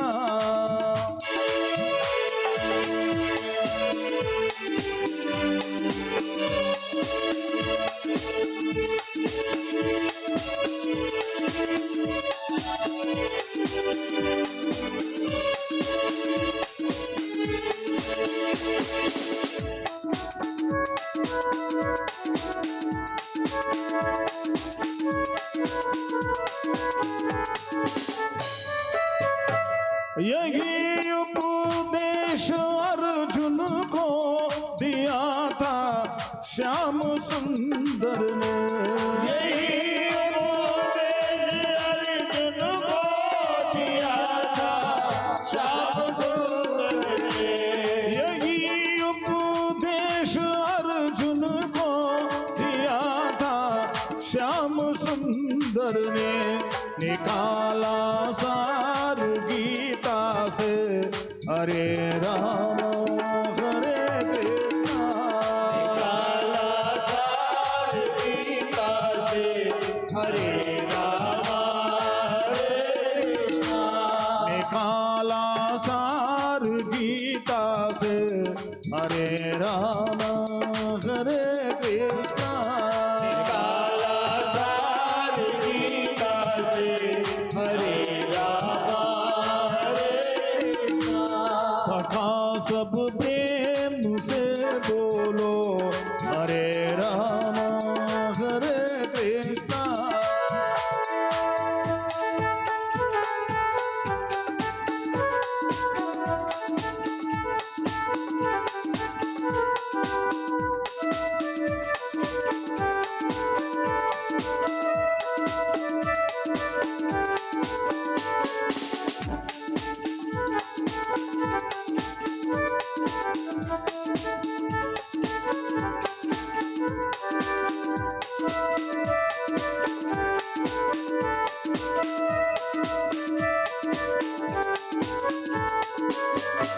यही उपदेश उद्धव को दिया था श्याम सुंदर ने। यही उपदेश सबको दिया था श्याम सुंदर ने। यही उपदेश उद्धव को दिया था श्याम सुंदर ने।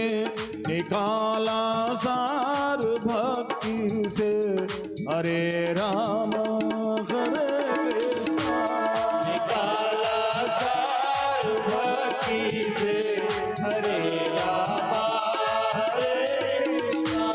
निकाला सार भक्ति से हरे राम हरे कृष्णा काला सार भक्ति से हरे रामा हरे कृष्णा सखा सब प्रेम से बोलो हरे राम हरे कृष्णा आलम प्रेम से बोलो हरे रामा हरे कृष्णा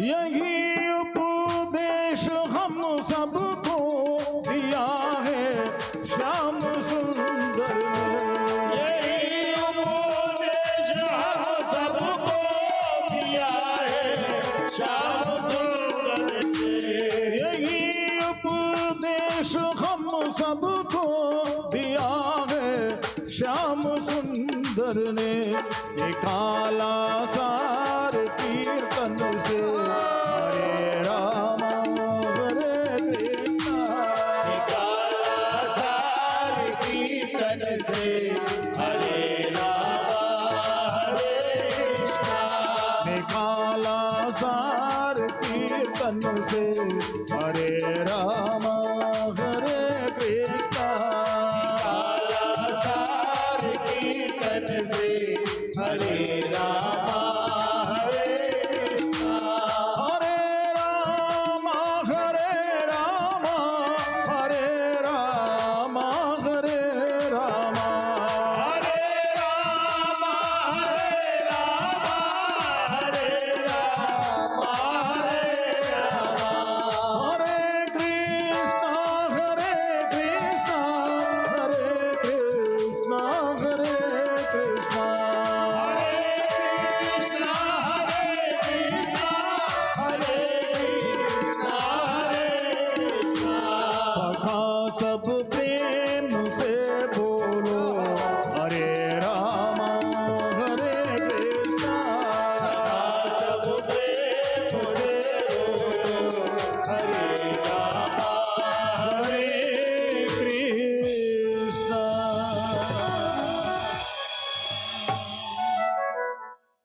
अब तुम्हारा मन कहीं गया तो नहीं?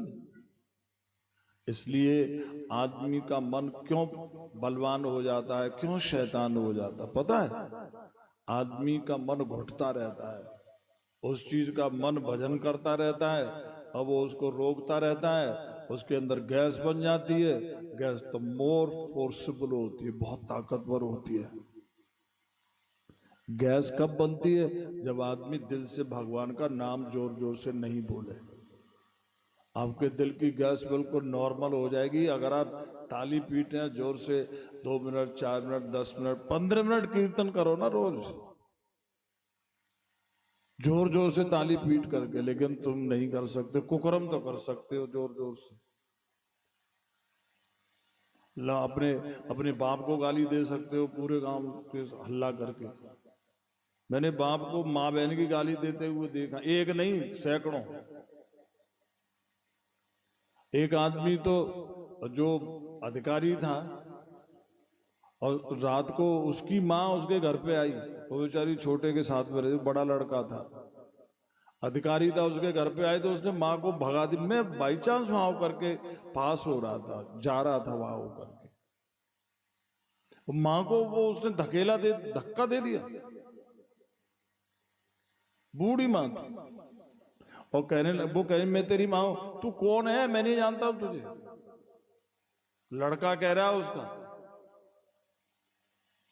मैं थोड़ी देर के लिए रुका, फिर मैंने उसकी जो बुढ़िया थी उसकी वो जेठानी लगती होगी, मैंने कहा दादी क्या चक्कर है?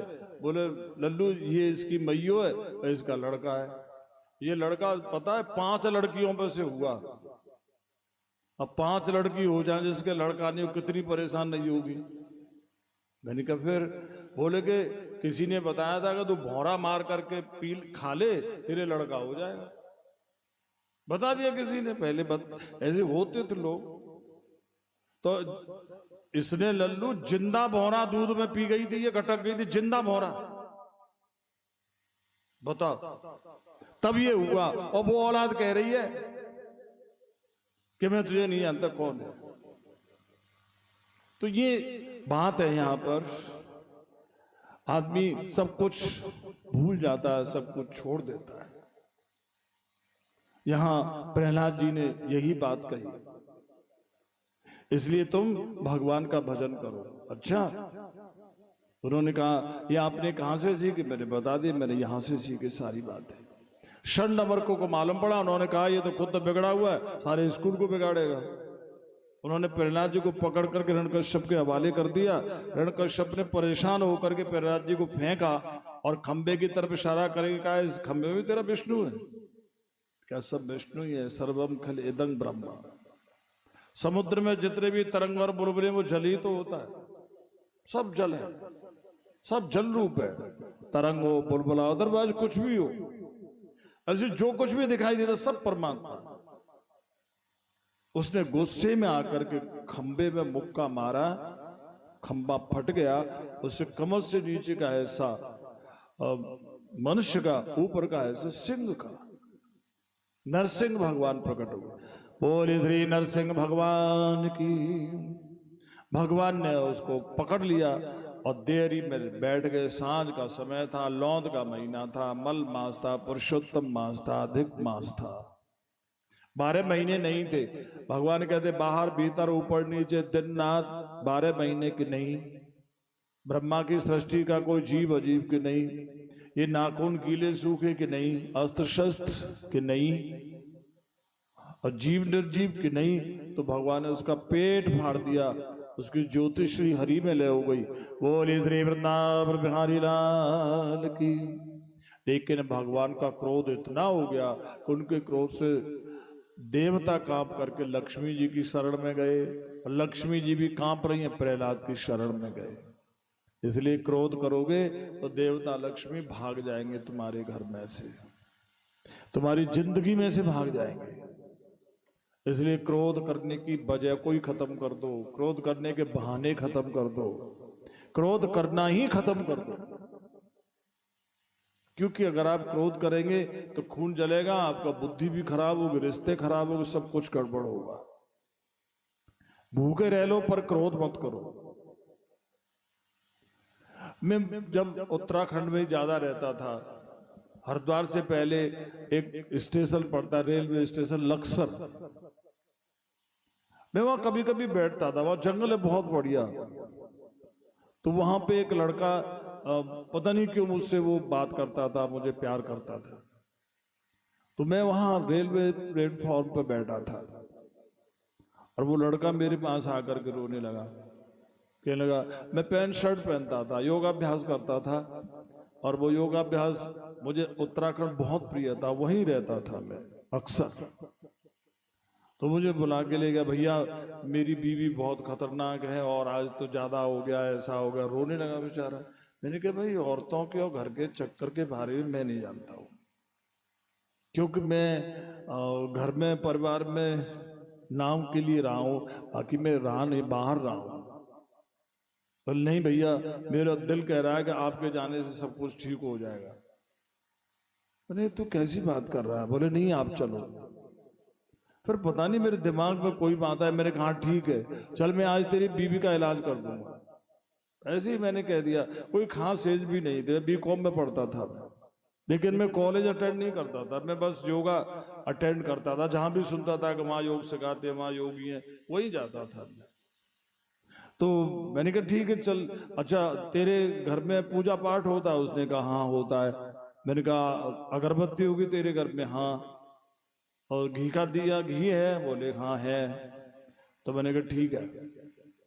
मैंने उसकी मम्मी से कहा, मैंने कहा मम्मी तू तो ये दोनों अगरबत्ती ले ले। अब वो बेचारी मैं जैसे कह रहा वैसे कर रही थी वो। मैंने कहा दोनों अगरबत्ती जलाओ तुम। उससे कहा, मैंने कहा तू घी का दिया जला, घी का दिया ले ले। और मैंने कहा जो घंटी होती है घंटी मुझे दे दो। अब वो बेचारे सोच ही नहीं थे, उसकी बहू थी। मैंने कहा दोनों आरती उतारेंगे, मैं घंटी बजाऊंगा और आरती बोलूंगा। उसने कहा ये क्या करे, मैंने तू क्या कुकर्म कर रही है, तेने घर को बंडर बना दिया, नरक बना दिया है, तो घर को नरक बनाने वाली तू देवी तो हो गई। तेने सारे देवी देवता भगा दिए, तू देवताओं को भी महादेवी है। हर समय लड़ती है, हर समय झगड़ा करती है, क्रोध करती है, लड़ाई झगड़ा करके मैंने तेरे घर का सत्यानाश कर दिया। पता है जिस घर में लड़ाई होती है, झगड़ा होता है, क्लेश होता है, क्रोध होता है, घर के होने पर भी एक जगह नहीं बैठते हैं, वहां से देवता लक्ष्मी किनारा कर जाते हैं। अब हम तेरी आरती उतारेंगे, देवी देवताओं की नहीं तेरी उतारेंगे, क्योंकि सब देवियों की महादेवी है, देवताओं की महादेवी है।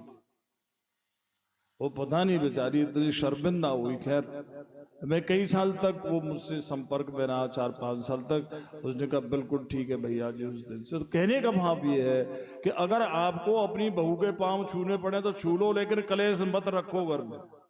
क्या जाएगा पांव छूने में? पाप होगा तो उसी पे तो होगा जिसके छू रहे हो। नरक जाएगी तो वही तो जाएगी, तुम तो नहीं जाओगे। तो चाहे बहू के पांव छूने पड़े, बेटे की बहू के भी पांव छू लेता है बुढ़ा। जब बेटे की बहू घर की इज्जत को खत्म करती है तो अपनी पगड़ी फेंक देता है उसके पांव में। तो बुढ़ा गलत नहीं है, बुढ़े की तो इज्जत करती है दुनिया के। भाई धन्य तेरे लिए, तेने अपने बेटे की बहू के पांवों में पगड़ी फेंक दी। तो जो पांव छू रहा है वो बड़ा है, जो पांव छुला रहा है वो नीचे गिरा वो घटिया है। इमी को पंथ पग देत खगेसा,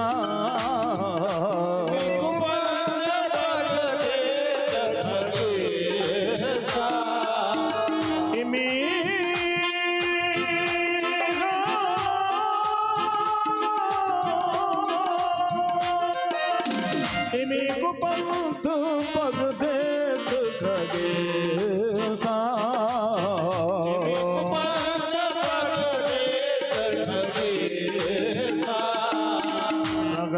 न बुद्धि बल तप लबले सा,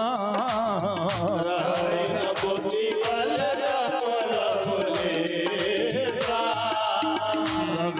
न बुद्धि बल तप लबले सा,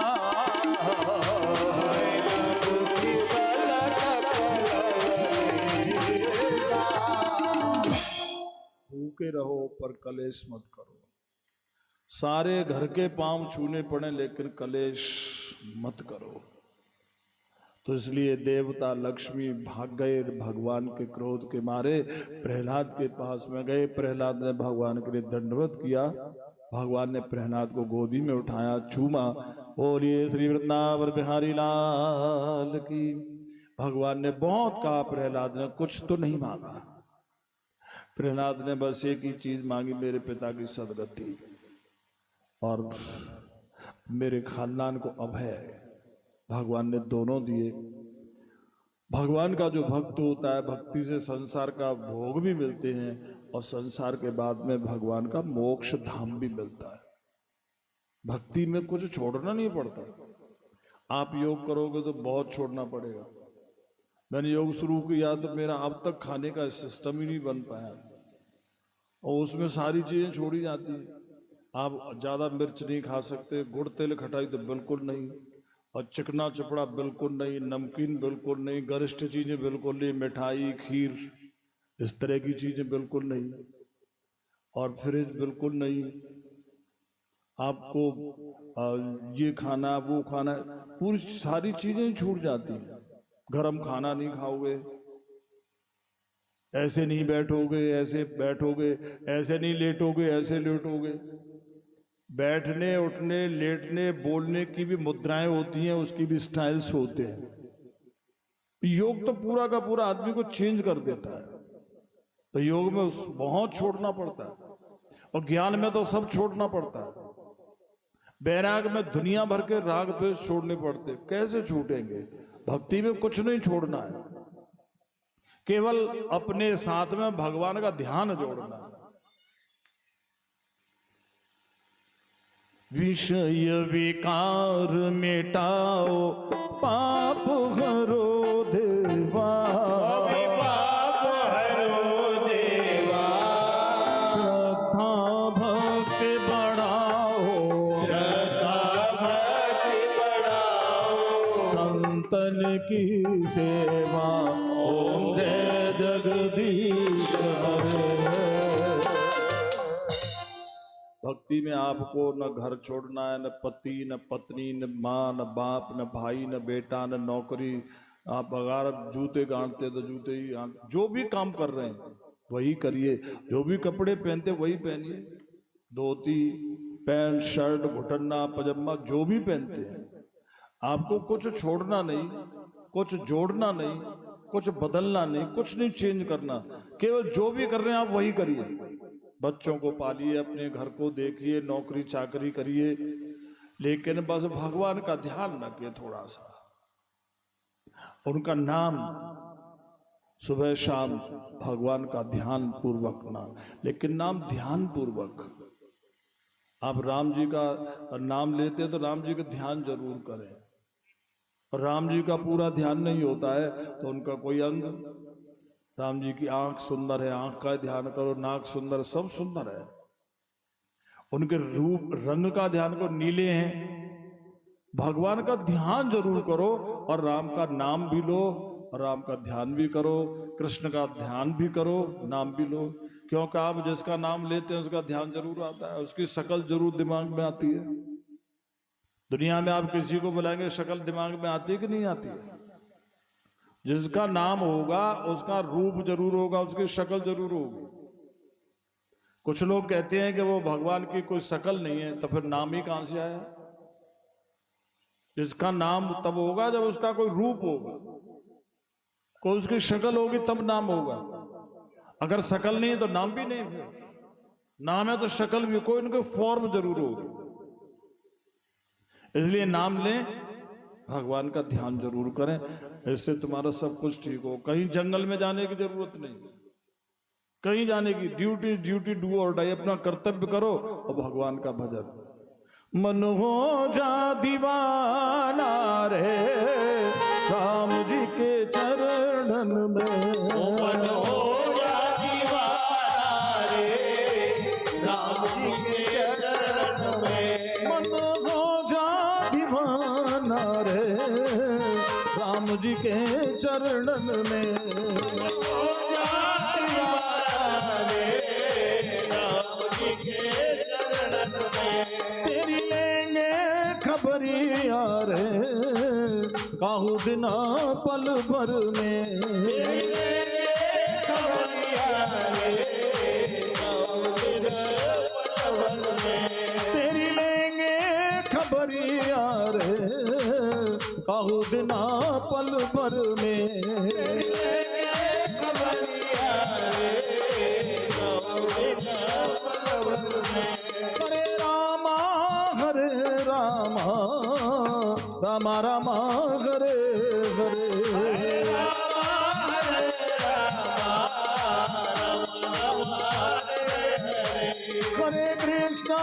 हरे कृष्णा कृष्णा कृष्णा हरे हरे,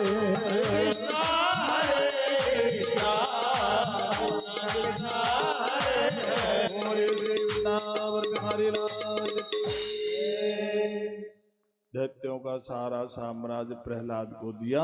बोले श्री वृंदावन बिहारी लाल की। तो परीक्षित आदमी जैसा करता है वैसा भरता है। एक बेटा भक्त हो गया तो उसने अपने दुष्ट बाप का भी उद्धार कर दिया। एक भक्त होता है ना तो 7 पीढ़ी अगली, 7 पीढ़ी पिछली और 7 पीढ़ी मां के खानदान की, 21 पीढ़ियों को तार करके 22वां खुद भी तर जाता है। और जो आदमी पापी होता है, कुकर्मी होता है, वो 21 पीढ़ियों को स्वर्ग से नरक में घसीट करके ले जाता है। इसलिए जिस घर में कोई एक सपूत हो जाता है उसके पितृगण भी खुश होते हैं। और तुम जानते हो, तुम समझते पितृ कोई होते, कोई नहीं होते हैं। तुम्हारे घर में जो सुख दुख कलेश है सब पितरों की वजह से है। बहुत से आदमी कहते हैं हम बहुत कमाते लेकिन